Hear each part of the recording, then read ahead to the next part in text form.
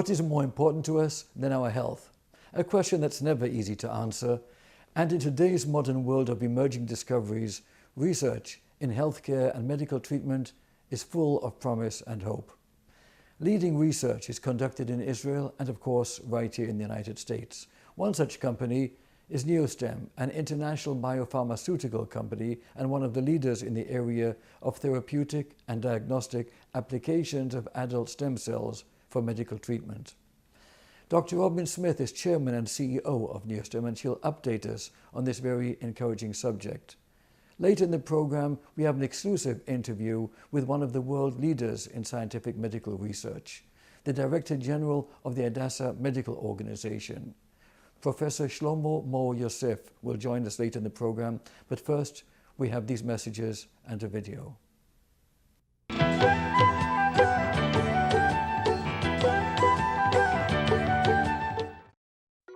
Adult stem cells are unique and unspecialized self-renewing cells with the potential to develop into other types of cells. The bones, or bone marrow, are the primary location in which adult stem cells are produced. In day-to-day life, a small number of stem cells are able to leave the bone marrow and travel throughout the body in the circulating or peripheral blood, where they assist in the normal repair and defense of the body. During normal stem cell function, two types of cells in the bone marrow, called stromal cells and osteoblasts, produce a chemotactic protein called SDF1 that attracts stem cells. Also, endothelial cells lining bone marrow blood vessels capture blood circulating SDF1 and release it into the bone marrow. As SDF1 is released or secreted in the bone marrow, a chemotactic gradient is formed with higher concentrations of SDF1 located closer to the stromal and osteoblast cells. SDF1 interacts with the chemokine receptor called CXCR4, which is located on the surface of stem cells, bone marrow endothelial cells, and other stromal cells.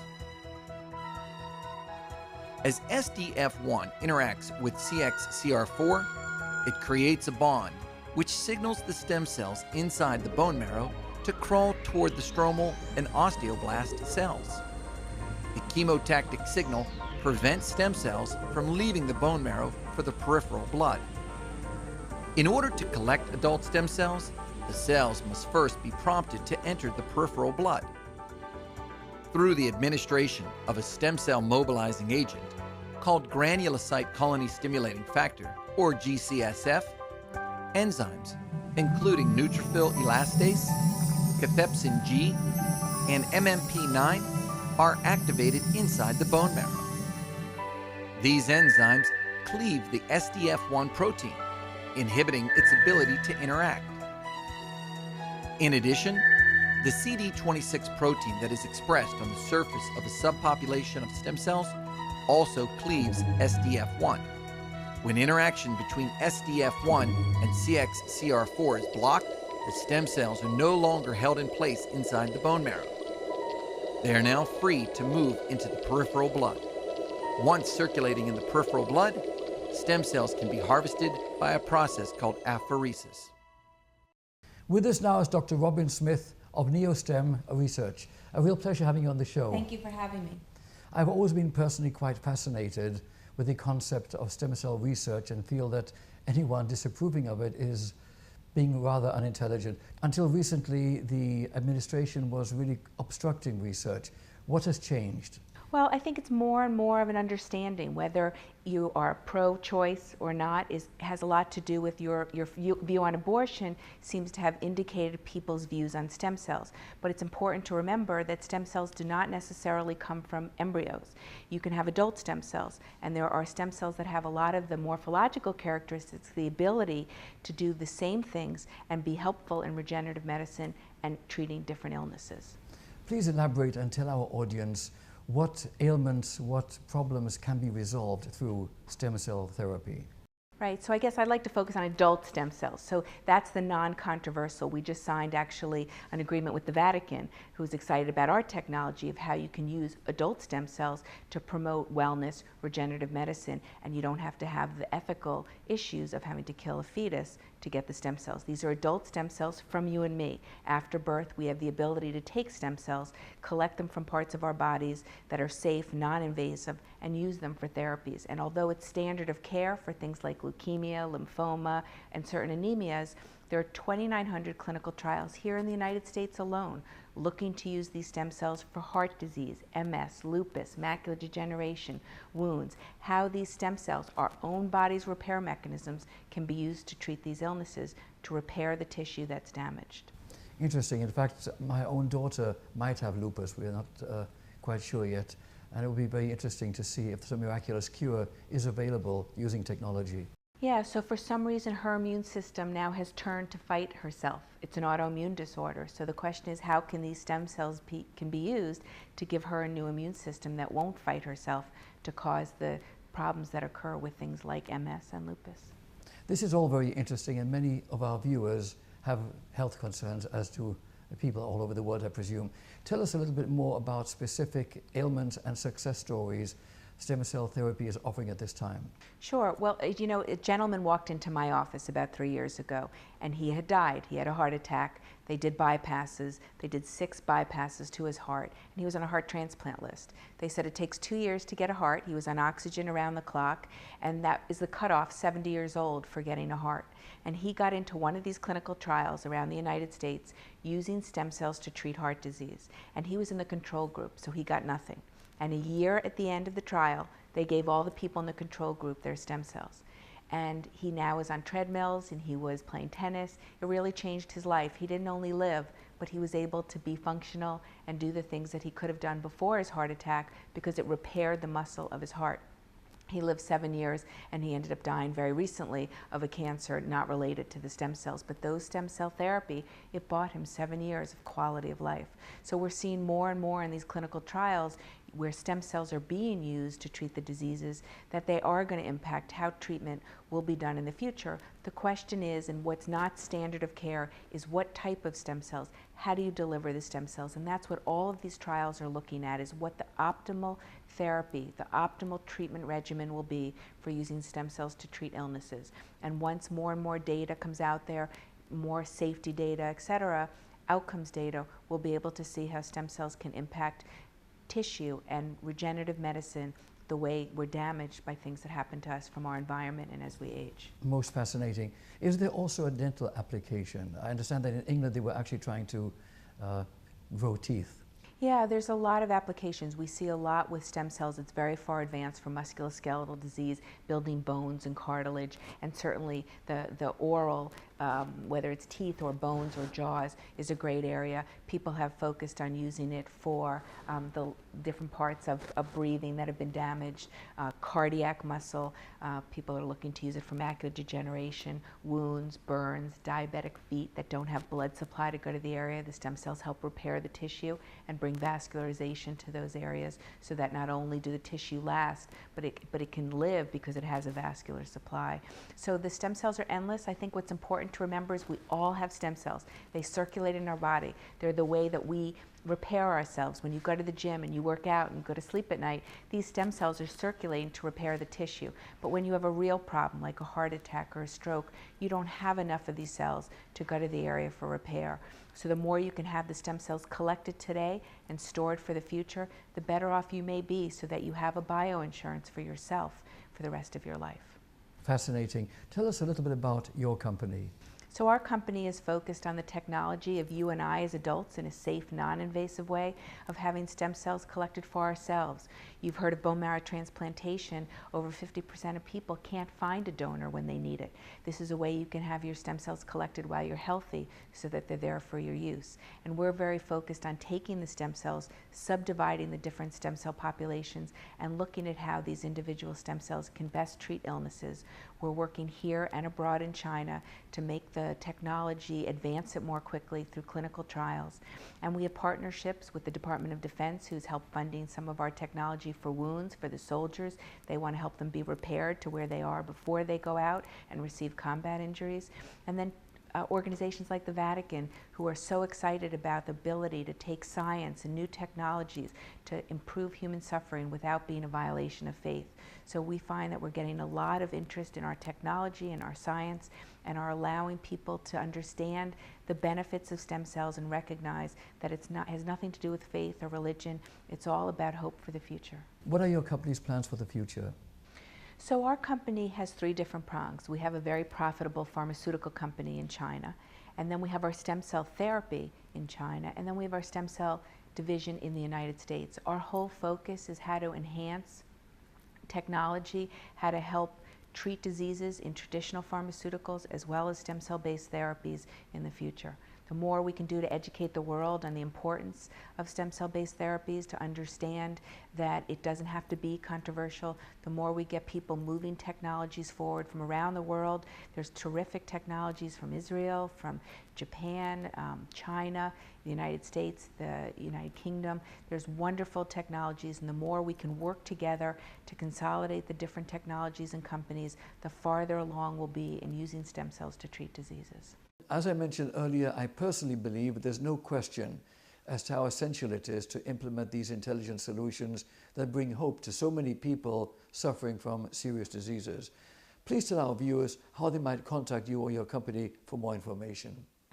You can go to our website. It's www.neostem.com. You can always give us a call. We're in New York City, American Stock Exchange listed company. The symbol's NBS. You can Google us. I'm Dr. Robin Smith, and we're happy to talk to anyone, happy to be of help if we can. It's a tremendous opportunity for growth, for health, for wellness, and we love talking about our company and are happy to share any of the good news. Dr. Smith, this has been most fascinating, very interesting, really, and we'd like to have you on the show again sometime in the future. Thank you for being with us. Thank you for having me, and it'll be fun to come on and let you know how we're progressing with our technology and how people are being treated with stem cell therapies. Love to have you back on. Thank you. I'll be right back.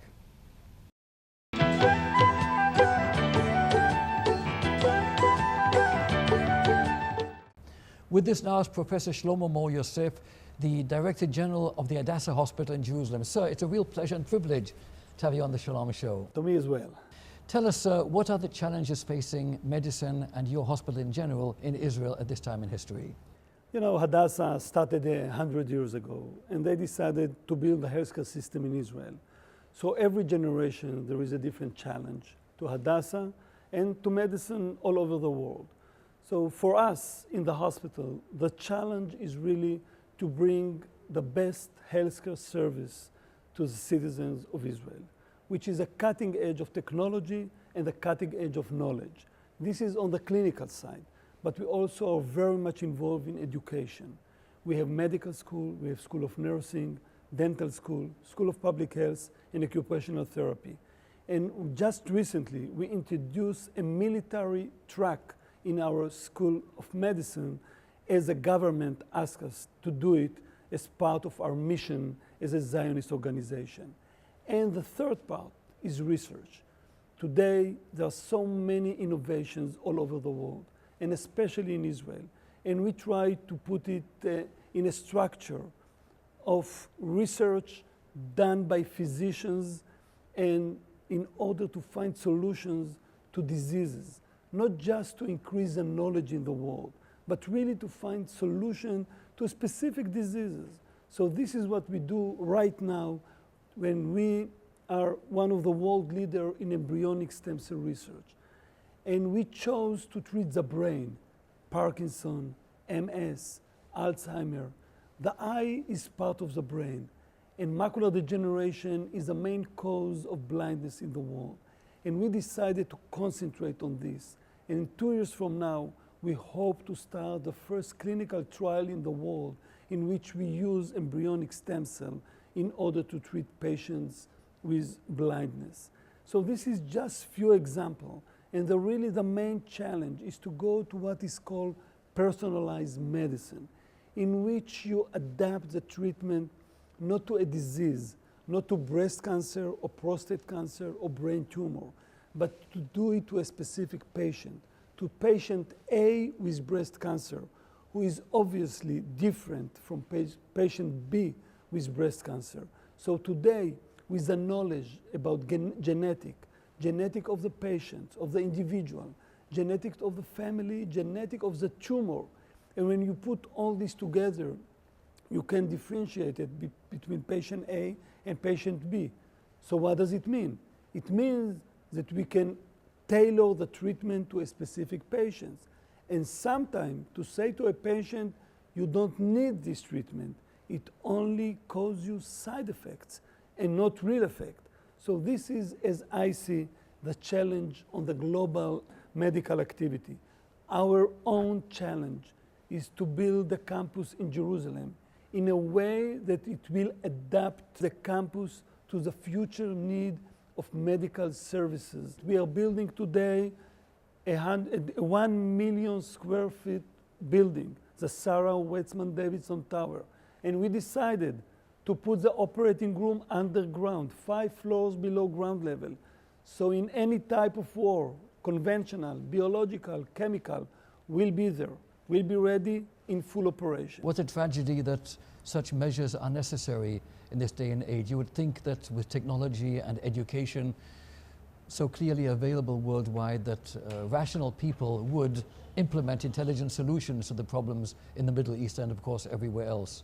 You know, I'm not a politician, and what you said, it's what everybody feels. But at the end of the day, emotions control rational.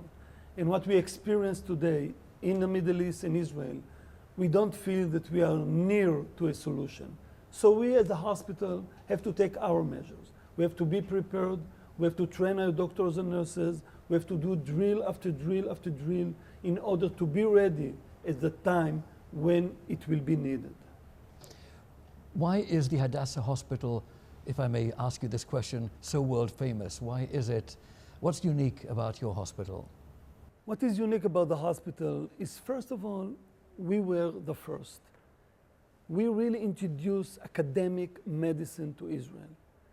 And we are still the first. Every year we introduce different type of new procedures. Just last month we introduced the first cyclotron into a hospital, in which it's a small nuclear generator that helps to provide nuclear material for diagnostic of specific diseases. We were the first to introduce aortic valve replacement via catheterization, and more and more and more. So this is one thing. The other thing is we are fighting for coexistence within the hospital setup, in which we are a humanitarian organization. And every patient, the minute he crosses the door, we don't ask what you did, where you come from, and what is your political view. We treat patients, terrorists, Arab, Jews, Turkish terrorists from the flotilla, all those were treated by us as part of our concept, belief, and spirit. Would a hospital in an Arab country do the same? I mean, I'm not the person to be asked we never experience it. I mean, doctors are doctors, but hospitals sometimes got some sort of instructions from authorities, and it's built upon, many, many years of beliefs and culture, and the Jewish culture, and the Hadassah spirit, and the hospital education along so many years brought us to this point in which we feel that we would like to treat whoever in needs, in Israel and outside Israel. I'm sure you heard about the mission of the Israeli doctors and nurses to Haiti. Absolutely, this is yes. one example. And we have missions to Ethiopia. They were actually the first and to hospital Africa. that actually arrived in Haiti, correct? Absolutely, because in Israel, the doctors called me and said, Shlomo, tomorrow we are leaving to Haiti. It's first priority. And we took care of his patient and his responsibility in the hospital, because he volunteered to go abroad in the name of Israel, in the Israeli military and the Hadassah hospital. And this is first priority. This is why we were there first. And in the first 2 weeks, We were the only game in town. In the course of your career, have you experienced that the Arab neighbors are realizing more and more that how the achievements of the State of Israel progress and move forward, and where they are staying perhaps in a kind of same situation, are they becoming more educated and realizing that more could be achieved in mutual cooperation and peace by looking at the model of the achievements of the State of Israel? I must tell you that they look to Israel and they come to Israel and they experience the ability that we have in Israel in order to treat them. We have a special program because we believe that they have to build their own infrastructure. And when I say they, I mean the Palestinians in Gaza and in the West Bank. And we have special program in which we are training Palestinian doctors in our hospital out of our donations. Some donors took it upon themselves to help them to build their own infrastructure by coming to Hadassah, spending between 1 and 6 years in our hospital. And then they go back and we continue to collaborate with them. So they know exactly what we have. They know exactly what we can offer. And they try to build their own system. But unfortunately, because of the politician, because of the extremers, they can't do it. The average Palestinian citizens would love to be treated in Israel, in all hospitals, especially in Hadassah. Well, I don't blame them, but my question is, cumulatively, do these individuals who experience what Israel is really about, does it help? Are they getting it? Are they understanding what Israel is all about? And is it promoting peace in some way? You know, we believe in our mission statement there is a line that we would like to be a bridge to peace. But I'm not naive. I mean, it helps. They come, they experience our attitude. They are very thankful when they go home, but they are not allowed to talk in public about their experience. Unfortunately. That's life. Before we conclude, sir, I'd like to ask you to tell our audience, what are the challenges for the future? What are your plans for the future of the Hadassah Hospital? What we have today in order to be ready for the future is really to complete the Sarah Wetzman Davidson Tower. This is the infrastructure for the future. So we are not waiting for the future, we are building it. Sir, it's been a real pleasure. I salute you for all the wonderful work you're doing for Israel. Thank you very much, sir. Appreciate having you here. Thank you. Thank you for your questions. I'll be right back.